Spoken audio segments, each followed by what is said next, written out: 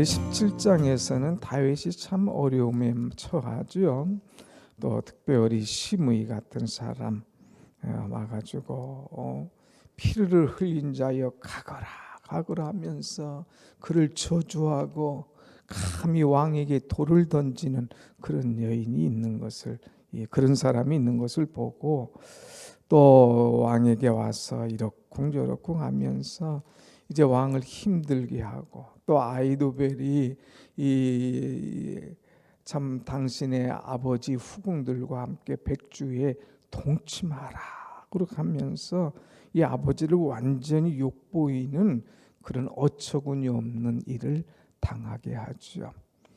참 계속되는 이 압박과 이 곤란함과 또 이 창피함, 이루 말할 수 없는데 정말 중요한 문제가 이제 마지막에 섰습니다. 압살롬이 이제는 아버지를 잡아야 된다. 그래서 완전히 이제 끝을 내고 내 시대를 만들어야 된다. 그래가지고 자기의 모사 아이도벨을 불렀습니다. 너 어떻게 하면 좋겠냐? 어떻게 하면은 이제 이 전쟁 더 이상 내가 힘들지 않고 내 시대를 만들면 좋겠느냐 하고 묻습니다. 그럴 때에 오늘 1절 아이도벨이 압살롬에게 이르되, 아이도벨은 누구예요? 원래는 아버지 다윗의 이 모사라고 하는 지혜로운 사람, 언제나 급할 때에 힘들 때에 아이디어 뱅크처럼 나타나서 그에게 지혜와 또 새로운 길을 열어주는 이 아이도벨이 배반을 하고 이 아들 압살롬에게 붙었잖아요. 그래서 압살롬이 아이도벨에게 묻습니다. 지혜를 구하는 거예요. 어떻게 하면 좋겠느냐. 그럴 때에 아이도벨이 뭐라고 그럽니까? 나에게 사람들 12,000명을 주옵소서. 내가 오늘 밤에 일어나서 다윗을 추격하겠습니다. 그러면서 2절에 보면 그가 지금 고나고 힘이 빠져 있습니다. 그럴 때 내가 기습하고 그를 무섭게 하고 하면 그는 도망하게 될 것이고, 그럴 때 내가 가서 왕만 쳐 죽이겠습니다. 자기가 모시던 왕이었는데 왕을 이렇게 쳐 죽이겠다고 하는 거예요. 그러면 모든 백성들이 다 당신께로 돌아올 것이고 당신은 더 이상 이제 두려움 없습니다. 혹시라도 왕의 첩자나 왕의 군사가 와서 나를 어떻게 할까 염려할 것 없습니다.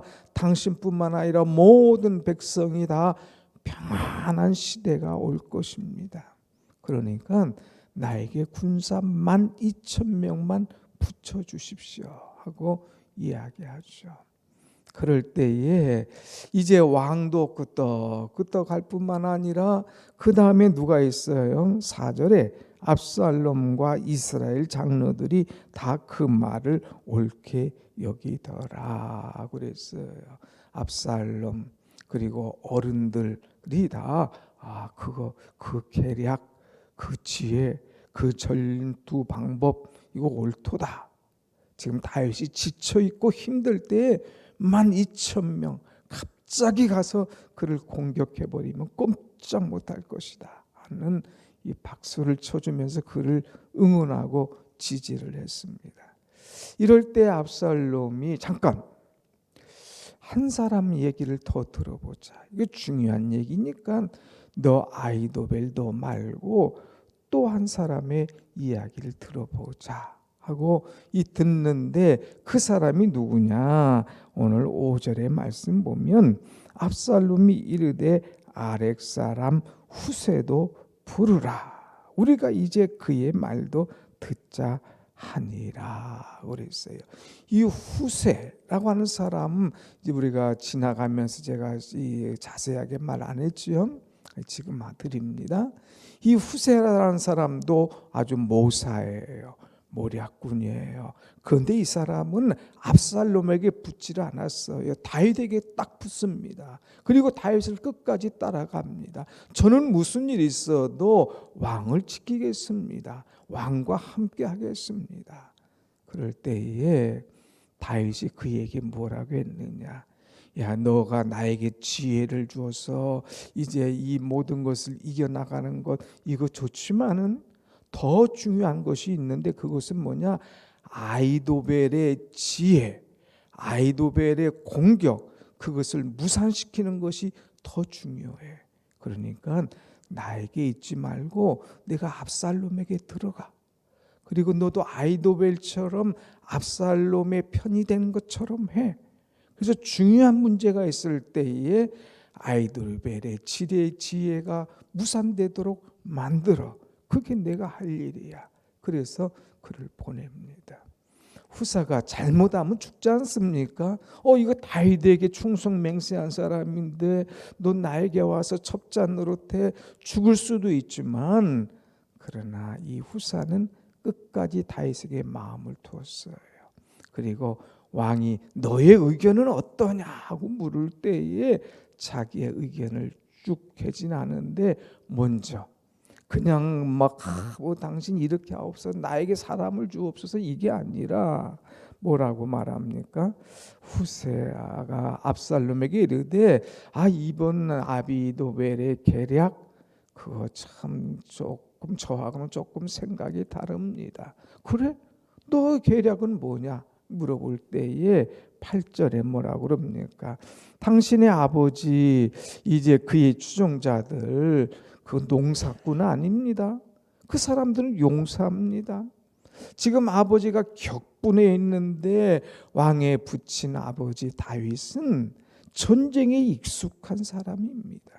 그렇기 때문에 아무데 나가서 광야에서 자는 그런 사람 아니에요. 아주 주도 면밀한 분이라 아마 굴이나 어디에서 숨어 있어서 딱 보고 있다가 피할 겁니다. 그러니까 아무렇게나 공격했다가 허탕입니다. 당신 이 할아버지 이 사울의 손에서도 다 피해 갔는데 그거 못할 게 뭐 있겠습니까? 그러면서 10절 아버지는 영웅이고 그의 사람들은 용사입니다. 함부로 하면 안 됩니다.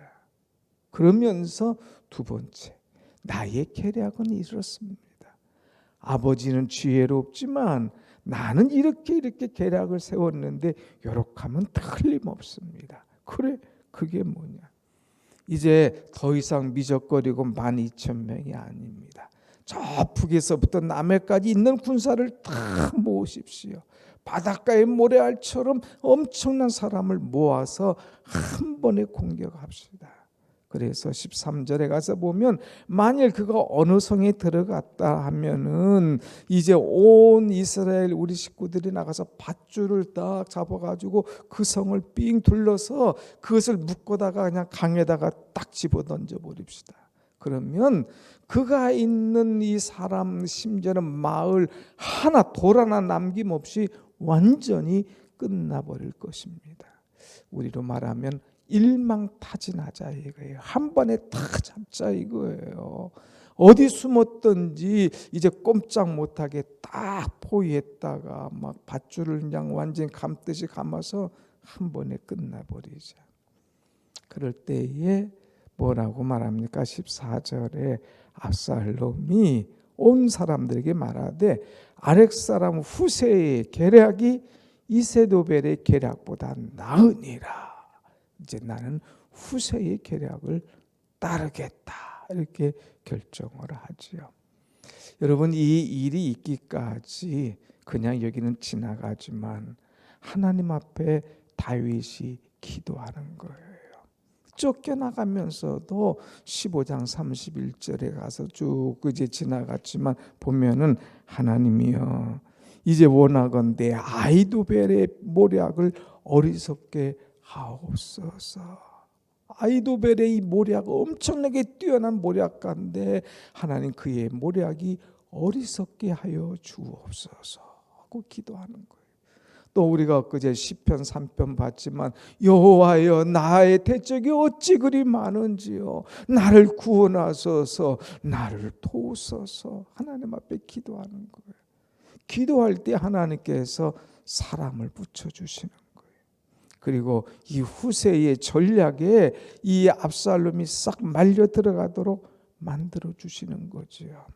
그래서 이것 자체가 하나님의 은혜임을 우리에게 보여주고 있습니다. 여러분, 어렵고 힘들 때에 상대방이 전략을 가지고 여러 가지 전투 경험을 가지고 이 사람의 마음을 혹 뺏어 가지고 나를 어찌한다 할지라도 나는 하나님 편에 서 있을 때에, 하나님에게 줄을 대고 있을 때에 하나님께서 끝까지 나를 둘러주시고 지켜주시는 은혜가 임할 줄로 믿습니다.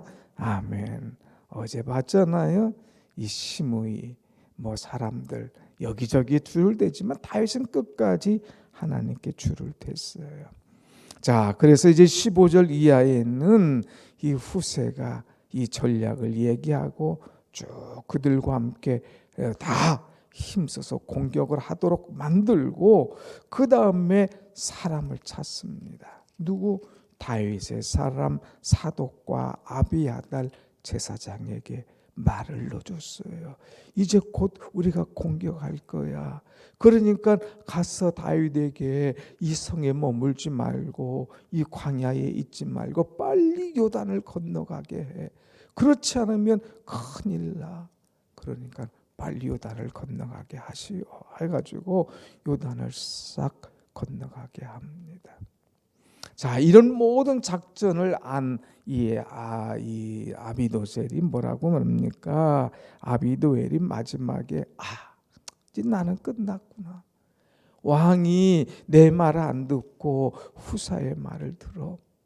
그렇게 되면 결국 이제 이 문제가 일어나고 이 다윗도 살게 될 텐데, 그러면 다윗이 나를 가만두지 않을 거야. 안 되겠다. 그러면서 자기 고향으로 가게 돼요. 그래서 23절에 보면 자기 고향으로 돌아가서 자기 집에 이르러 집을 정리하고 스스로 목매어 죽으니라. 스스로 목매어 죽는 사람. 이 아히도벨은 굉장히 현실적인 사람이에요. 권력에 붙은 사람이에요. 또 이제 이 압살롬을 막 부추겨서 아버지를 힘들게 한 그런 사람입니다. 그런데 그의 끝은 자살로 끝나는, 자기를 이겨내지 못하는 거예요.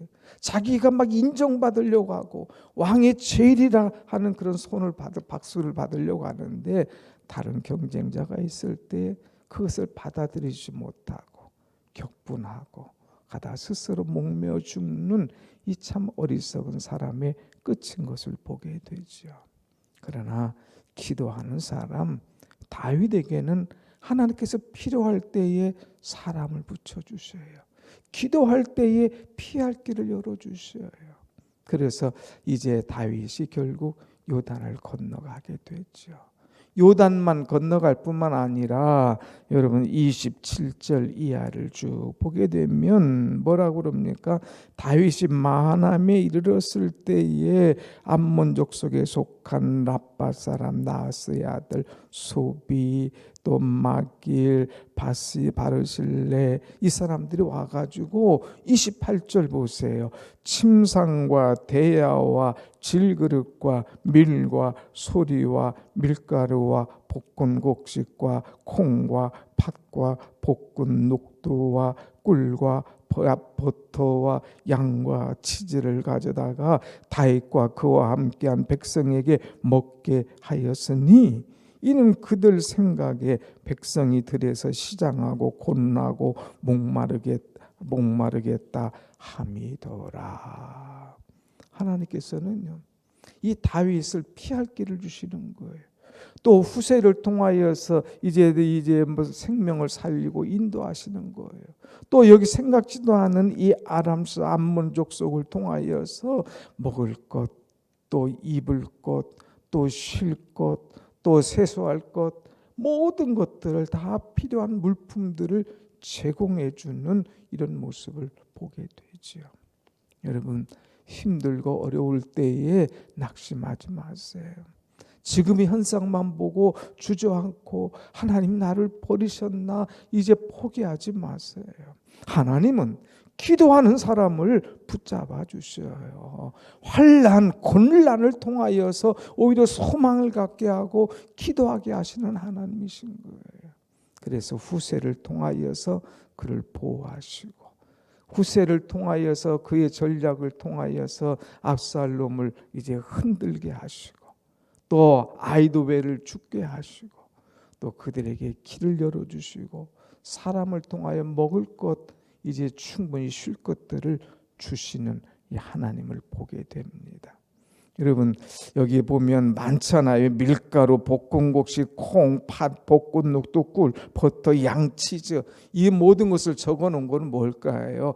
필요한 대로, 이 백성들의 입맛대로, 이 왕과 함께 추종한 그 600여 명 이 사람들 더 이상 피곤치 않도록 하나님께서 공급해 주시는 것을 보게 됩니다.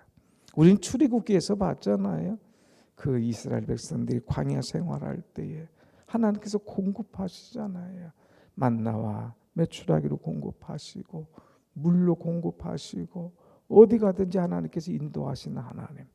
우리는 이 하나님이 나의 하나님이심을 믿고 철저히 하나님을 의지할 때 어떤 어려움 속에서도 하나님께서 인도하시고 보호하시고 공급하시는 그런 은혜가 오늘 우리에게도 계속적으로 허락하실 줄로 믿습니다.